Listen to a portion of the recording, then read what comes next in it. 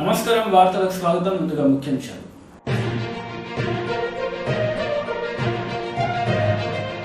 దేశ ప్రధాని మోడీ మీడియా సమావేశం, పలు అంశాలపై వివరణ.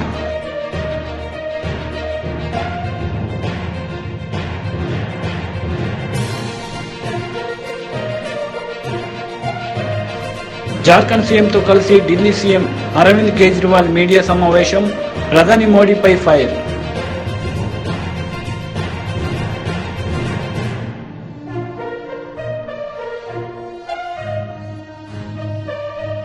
హైదరాబాద్ లో G20 హెల్త్ వర్కింగ్ గ్రూప్ వారు ప్రెస్ మీట్ నిర్వహించారు. ఈ సందర్భంగా పలు అంశాలపై వారు మాట్లాడారు. బాలకృష్ణ గారు, let me also welcome our colleagues from media who are present in this conference today.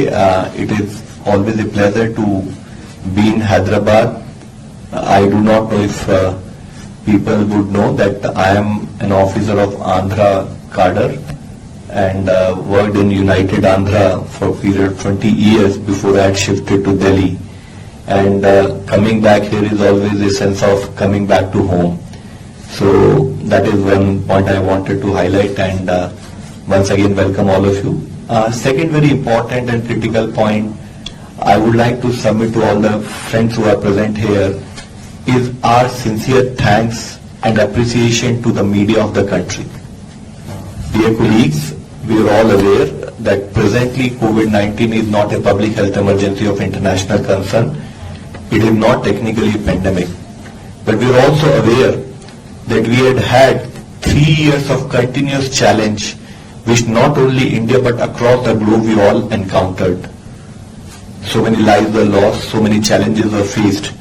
And it is on those challenges when the media of this country stood up and ensured that the right messages go to community.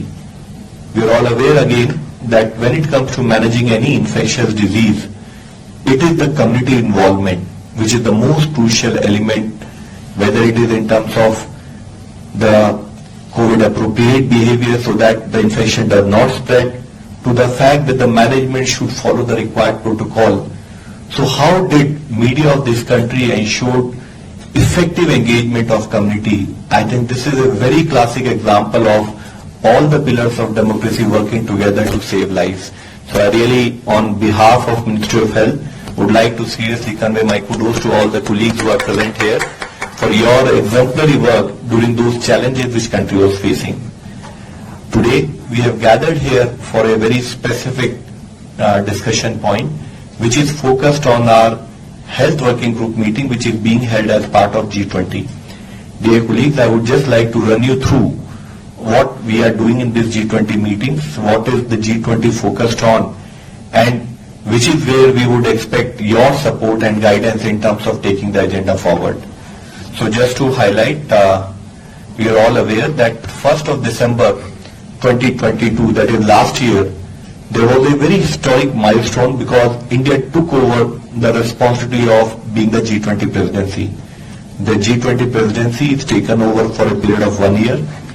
And when we got the G20 presidency, Honorable Prime Minister of India has specifically envisioned that when G20 discussions take place, India should focus on inclusivity, should focus on being ambitious and action-oriented and decisive so that we really make a meaningful impact.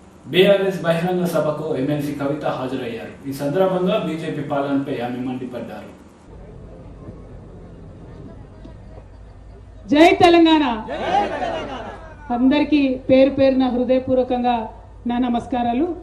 గౌరవనీయులు వేదిక మీద ఉన్నటువంటి స్థానిక శాసనసభ్యులు అన్న జాజల సురేందర్ గారికి, అక్క ZP chairperson గారు దఫేదార్ శోభ గారికి, అదేవిధంగా పరిపాలనా అధికారి గారు జితేష్ పటేల్ గారికి, జాయింట్ కలెక్టర్ గారు పేరు మర్చిపోయిన బ్రదర్ శివేంద్ర గారికి, అట్లానే మా అన్న ముజీబ్ అన్న ఉర్దూ అకాడమీ చైర్పర్సన్ గారు వారికి, అట్లానే వేదిక మీద ఉన్నటువంటి స్థానిక ఎంపీపీ గారు అనసూయమ్మ గారికి, జెడ్పీటీసీ, అదేవిధంగా ఇప్పటివరకు పాటలు పాడి మనల్ని అలరించినటువంటి అన్న నరసింహులు గారికి, అట్లానే జెడ్పీ కోఆప్షన్ సయ్యద్ మొహియుద్దీన్ గారికి, స్థానిక సర్పంచ్ గారు మడిపెద్ది కవిత గారికి, స్థానిక ఎంపీటీసీ గారు సుజాత బాపురెడ్డి గారికి, రైతు బంధు మండల అధ్యక్షులు గారు అన్న భూమారెడ్డి గారికి, స్థానిక గ్రామ శాఖ అధ్యక్షులు సోదరులు నర్సారెడ్డి గారికి, మాజీ ఎంపీటీసీ గారు 2001 నుంచి కేసీఆర్ గారి అడుగు వేసి నడిచినటువంటి సీనియర్ నాయకులు రాజేశ్వరరావు గారికి, మండల పార్టీ అధ్యక్షులు సోదరులు మహేందర్ రెడ్డి గారికి, రైతు బంధి జిల్లా డైరెక్టర్ గడిల భాస్కర్ గారికి, అదేవిధంగా గౌరవనీయులు వేదిక మీద ఉన్న మార్కెట్ కమిటీ చైర్పర్సన్ గారు సాయిరెడ్డి గారికి, సోదరుడు కపిల్ రెడ్డి గారు, అన్న సీనియర్ నాయకులు మాజీ రాష్ట్ర మంత్రి వర్యులు నేరేల ఆంజనేయులు గారికి, అదేవిధంగా వేదిక మీద ఉన్న తానాజీ అన్న గారికి, ఇంకా సీనియర్ నాయకులు పెద్దవాళ్ళు, వేదిక మీద ఉన్నటువంటి ఎంపీటీసీలు, సర్పంచులు, జెడ్పీటీసీలు, ఇతర మండలాల నుంచి వచ్చినటువంటి వారు, పిఎస్సిఎస్ చైర్మన్స్, అదేవిధంగా వ్యవసాయ శాఖ అధికారులు, ఇతర శాఖలకు సంబంధించినటువంటి అధికారులు, మీడియా మిత్రులు, అందరికన్నా ఎక్కువగా ఇవాళ రైతులకు సంబంధించి మాట్లాడుకోవడానికి మన నగరి మండలం మొత్తం నుంచి తరలి వచ్చినటువంటి రైతన్నలందరికీ కూడా పేరు పేరున హృదయపూర్వకంగా చేతులు జోడించి నేను నమస్కారాలు తెలియజేసుకుంటా ఉన్నాను. మనందరం కూడా ఇక్కడ కలుసుకోవడం, ఇవాళ తెలంగాణ రాష్ట్రం ఏర్పడి నిన్న జూన్ 2 నుంచి 2వ తారీఖు వరకు 9 ఏళ్ళు నిండినాయి. మనకు 9 ఏళ్ళు నిండి 10వ సంవత్సరంలో మనం అడుగు పెట్టడం జరిగింది. అంటే ఈ 9 ఏళ్లలో తెలంగాణ రాష్ట్రంలో మనం ఏమేం చేసుకున్నాం, ఇంకా ముందు చేసుకోవాల్సింది ఏంది అని ఒకసారి ఆలోచన చేసుకోవాలి. జనరల్గా అడవులలో సింహాలు ఉంటాయి, మీకు అందరికీ తెలుసు కదా. సింహం మంచిగా ముందటికి నడుస్తూ ఉంటుంది, చాలా టీవీగా రాజసంగా నడుస్తుంటుంది. నడిచి ఒక్కసారి చాలా మంచిగా గంభీరంగా వెనక్కి తిరిగి చూసుకుంటుంది అన్నట్టు. ఇవాళ తెలంగాణ ప్రజలం కూడా సింహాలై కొట్లాడి రాష్ట్రాన్ని తెచ్చుకున్న ప్రజలం మనం. మొత్తం భారతదేశం రాజకీయ వ్యవస్థ తల వంచి మెడ వంచి మనం చట్టం పాస్ చేసుకొని రాష్ట్రం తెచ్చుకున్నటువంటి సింహాలం తెలంగాణ ప్రజలం. ఇవాళ 10వ సంవత్సరంలోకి అడుగుపెట్టినాం అంటే ఒక్కసారి సింహావలోకనం చేసుకోవాలి. అంటే ఆగి వెనక్కి తిరిగి చూసుకోవాలి, ఏం చేసినాం, ఇక ముందు ఏం చెయ్యాలి అని ఒక ఆలోచన చేసుకోవాలి. దానికోసమే గౌరవ ముఖ్యమంత్రి కేసీఆర్ గారు మరి 9 ఏళ్ళు నిండినాయి. మనం ఒక 22 రోజులు ఒక్కొక్క రోజు ఒక్కొక్క అంశం తీసుకుందాం, ఆ అంశం మీద కూలంకుషంగా చర్చించుకుందాం, ఆ తర్వాత చేయాల్సిన కార్యక్రమాలని నిర్ణయం తీసుకుందామని చెప్పి ఈ 22 రోజుల తెలంగాణ పండుగను రాష్ట్ర వ్యాప్తంగా నిర్వహించుకుంటా ఉన్నాం. ముందుగా 9 సంవత్సరాలు నిండినందుకు రాష్ట్ర అవతరణ దినోత్సవ సందర్భంగా మీ అందరికీ శుభాకాంక్షలు నేను తెలియజేస్తా ఉన్నాను. అదేవిధంగా ఇవాళ మీకు అందరికీ తెలుసు, మనం దేశంలో ఎప్పుడైనా కూడా సైనికుల గురించి చాలా గొప్పగా మాట్లాడుకుంటాం. ఏం చేస్తారు సైనికులు, ఎందుకు మనకు సైనికులు అంటే అంత ప్రేమ? ఎందుకంటే బార్డర్లో నిలబడతారు, దేశం సరిహద్దులలో నిలబడతారు, ఎండ ఉండదు, వాన ఉండదు, మంచు పడుతుంటది, భయంకరమైన పరిస్థితులు ఉంటాయి, అక్కడ నిలబడతారు, కంటి మీద కునుకు లేకుండా మనకు పహారా కాస్తుంటారు. వాళ్ళు అక్కడ అట్లా కాపలా కాస్తారు కాబట్టి ఇక్కడ మనం ప్రశాంతంగా మన ఇంట్లో నిద్రపోయే పరిస్థితి ఉంటుంది. నేనేమనుకుంటున్నా తెలుసా అన్న, ఎట్లయితే అక్కడ జవాన్ కాపలా కాస్తాడో ఇక్కడ మా కిసాన్ అన్న పొలంలో పని చేస్తాడు కాబట్టి, చెమట చుక్క చిందిస్తాడు కాబట్టి ఇవాళ కడుపు నిండా ప్రతి ఒక్కరం కూడా అన్నం తినగలుగుతా ఉన్నాం. అన్నదాతలందరికీ కూడా మళ్ళొకసారి శిరస్సు వంచి నేను ప్రణామం చేస్తా ఉన్నాను. ఒక భక్తితోని, ఒక ఆదరణతోని, ఒక ప్రేమతోని, ఒక ఆవేదనతోని తెలంగాణ రాష్ట్రం తెచ్చుకోక ముందు అరిగోస వడ్డోళ్ళం, ఏడ్చినోళ్ళం, పురుగుల మందు తాగి రైతు బిడ్డలు చచ్చిపోతుండే కండ్లకు నీళ్ళు వచ్చేటట్టు గోసని ఏడ్చినోళ్ళం అన్న. చూసిన మా కష్టాలని మర్చిపోవద్దు ఎవరు దయచేసి, ఎందుకంటే గతం మర్చిపోయినోనికి భవిష్యత్తు ఉండదన్న. ఆ విషయం మనందరం ఆలోచన చేసుకోవాలి. మనం 20 ఏళ్ల కింద తెలంగాణ ఉద్యమంలో కొట్లాడుతున్నప్పుడు మన పరిస్థితి ఎట్లా ఉన్నది? ఇప్పటిదాకా మా సురేంద్రన్న చెప్పిండు, ఎవడన్నా అడిగిండా అన్న? రైతు పేరు మీద అడిగి ఒక్క ప్రభుత్వం అన్న రైతు అని గుర్తు చేసి ఒక రూపాయి ఇచ్చింది ఉన్నదా? గౌరవం ఇచ్చినది. జార్ఖండ్ సీఎంతో కలిసి ఢిల్లీ సీఎం అరవింద్ కేజ్రీవాల్ మీడియా సమావేశం నిర్వహించారు. ఈ సందర్భంగా వారు మోడీ తీరుపై మండిపడ్డారు. इस पर प्रभार है, हम इसको कह सकते हैं, और जो इस देश की ताकत जिसको हम कह सकते थे, अनेकता में एकता, उस पर भी ये बड़ा प्रहार है।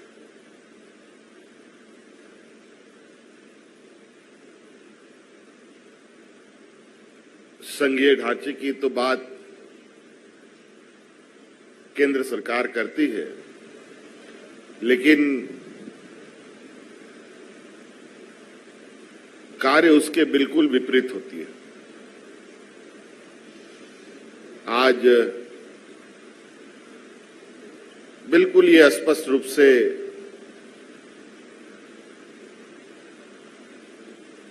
आपको ये देखने को मिलेगा, जो केंद्र सरकार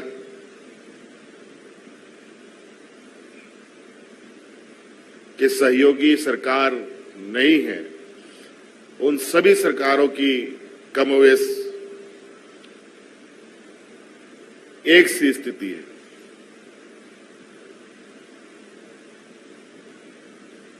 ये एक चिंता का विषय है और ये कहीं ना कहीं इस लोकतंत्र में आम नागरिक और जनता की भी बहुत बड़ी भूमिका है। विधायक, सांसद, मंत्री, मुख्यमंत्री, प्रधानमंत्री, ये तो एक माध्यम है।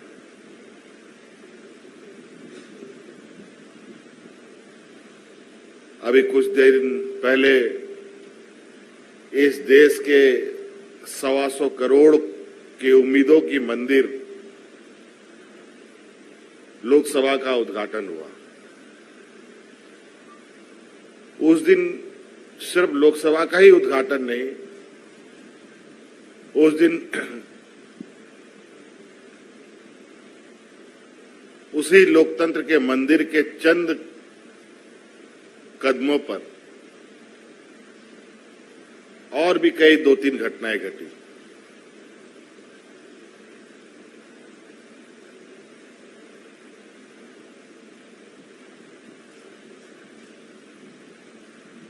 तो कहीं ना कहीं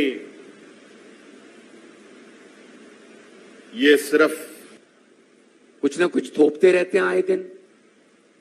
कभी कहते हैं हम आपका बजट सेशन नहीं होने देंगे, कभी कहते हैं हम आपके द्वारा काउंसिल ऑफ मिनिस्टर द्वारा पास किया हुआ भाषण नहीं पढ़ेंगे, हम अपनी मर्जी से पढ़ेंगे। तो देश में इलेक्टेड और सिलेक्टेड अब लड़ाई ये है। लोकतंत्र में इलेक्टेड बड़ा होता है जनता, लेकिन ये सिलेक्टेड को आगे लेके आ रहे हैं।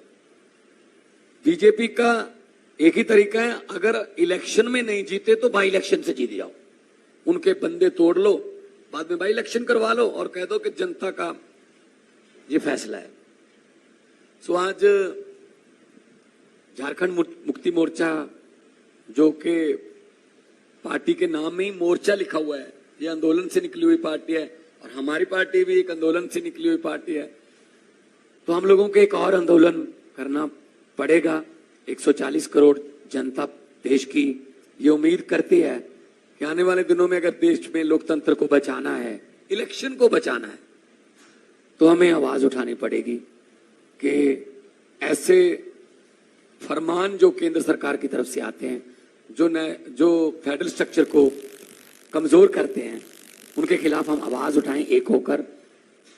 आपस की लड़ाइयां, छोटी मोटी वैचारिक मतभेद चलते रहते हैं, लेकिन जब देश की बात हो तो हमें एक होना पड़ेगा। और मुझे खुशी इस बात की है कि हम जगह जगह गए और सभी लोग इस बात से सहमत हैं कि हम 140, मैं विपक्ष नहीं इसको कहते हैं, हम कहते हैं देशभक्त पार्टियां, देशभक्त लोगों को इकट्ठे होना पड़ेगा इस देश की डेमोक्रेसी को बचाने के लिए। जैसा कि माननीय हेमंत सोरेन जी ने कहा था कि बहुत कुर्बानियां देकर हमारे पुरखों ने इस देश को हमें लेकर दिया है, बहुत बड़ी बड़ी कुर्बानियां। शहीद आजम भगत सिंह से लेके करतार सिंह सराभा से लेकर और चंद्रशेखर आजाद, सुभाष चंद्र बोस, बिरसा मुंडा जी, नाम गिनते थक जाओगे आप उन स्वतंत्रता सेनानियों के लिए जिन्होंने लड़ाइयां लड़ी, फिर देश मिला। ये किसी के बाप की जागीर नहीं है, लेकिन ये समझते हैं। अरविंद केजरीवाल जी ने कहा इन्होंने 10 बजे रात को अध्यादेश क्यों जारी किया क्योंकि 5 बजे सुप्रीम कोर्ट में छुट्टियां हो गई थी।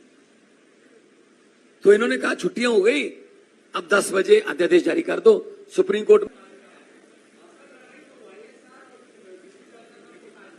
उनको भी करेंगे, सबको सबके पास जाएंगे।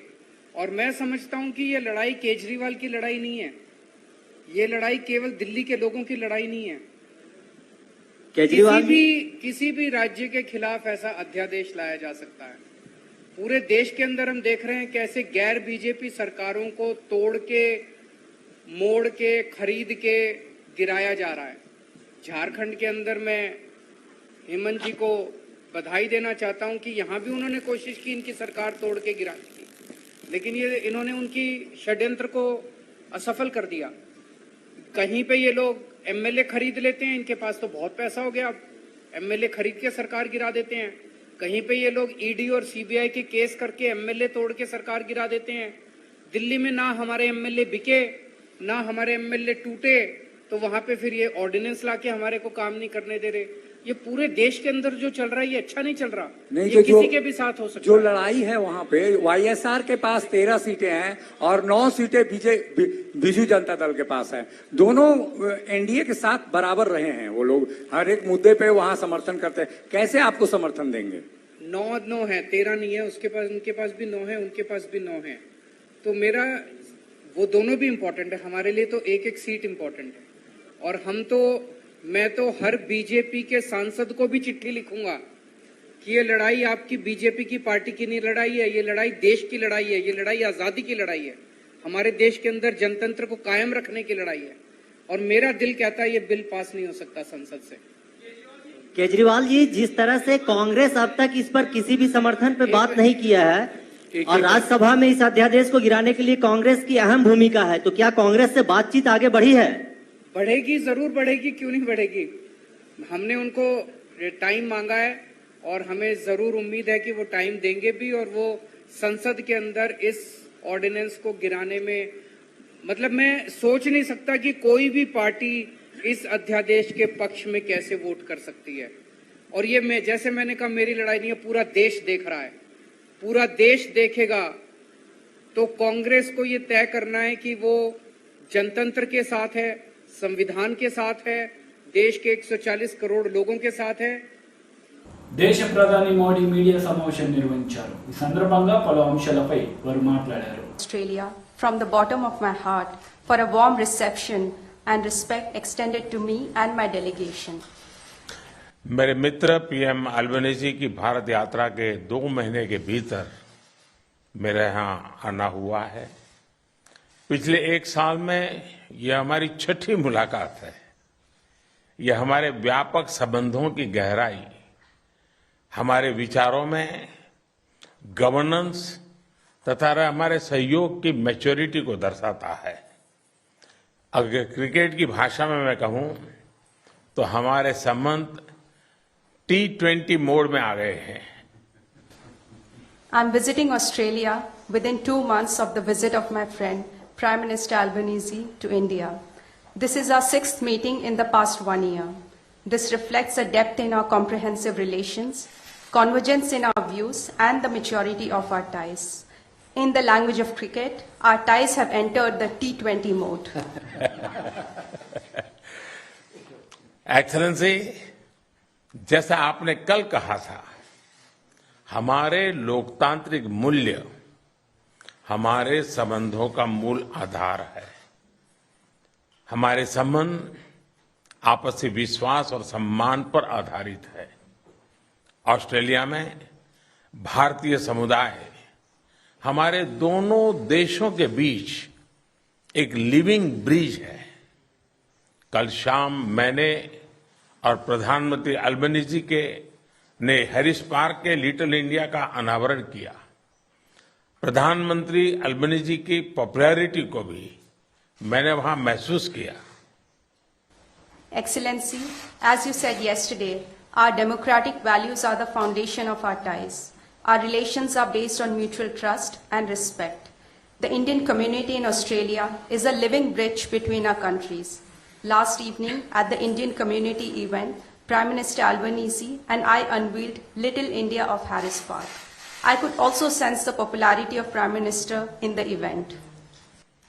फ्रेंड्स, आज प्रधानमंत्री अल्बनीजी से वार्ता में हमने अगले दशक में अपनी कॉम्प्रिहेंसिव स्ट्रेटेजिक पार्टनरशिप को नई ऊंचाइयों पर ले जाने पर बात की।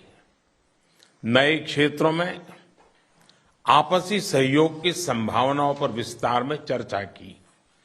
पिछले साल भारत ऑस्ट्रेलिया एकटा लागू हुआ। आज हमने caeca comprehensive economic cooperation agreement पर फोकस करने का निर्णय किया।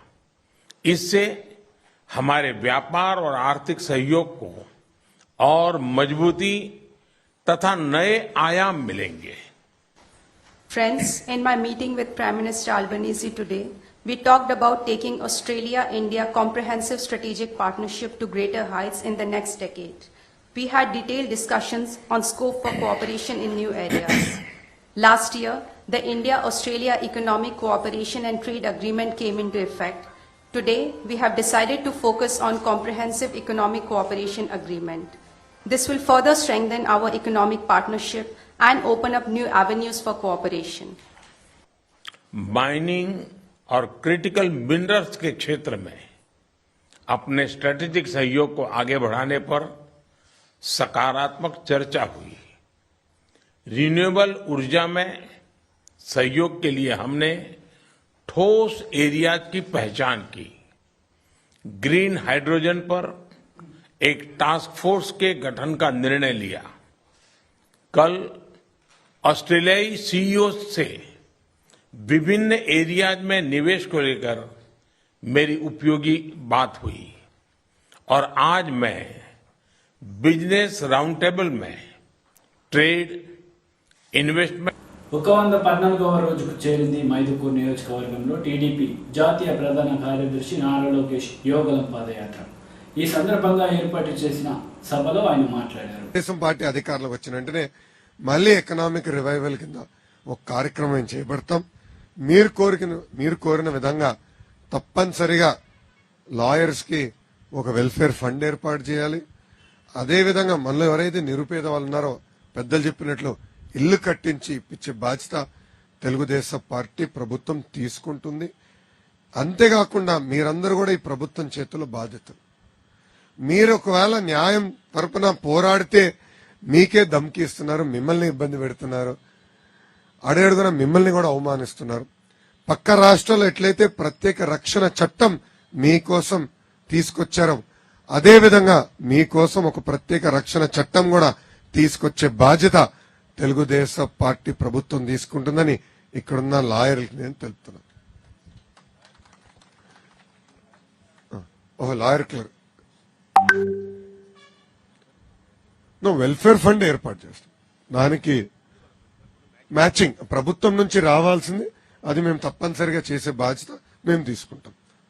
మీరు లాయర్ అనుకున్న క్లర్క్ తెలియలే, క్షమించాలి, అది నాకు తెలియలే.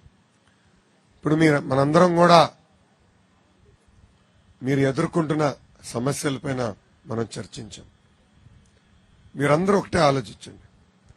2019 ముందల ఆంధ్ర రాష్ట్ర పరిస్థితి ఎలా ఉంది, 2024 తర్వాత ఆంధ్ర రాష్ట్ర పరిస్థితి ఎలా ఉందో ఒక్కసారి ఆలోచించండి.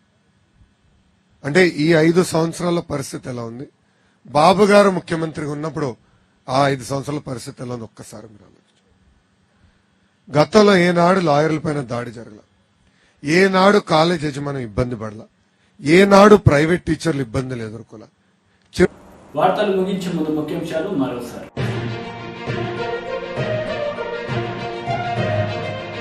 దేశ ప్రధాని మోడీ మీడియా సమావేశం, పలు అంశాలపై వివరణ.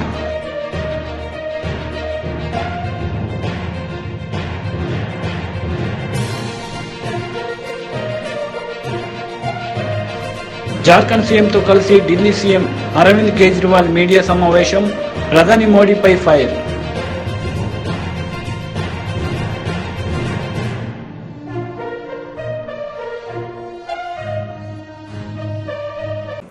ఈ వార్తలు ఇంతటితో సమాప్తం. తిరిగి ప్రసారమయ్యే వార్తల్లో మళ్ళీ కలుద్దాం.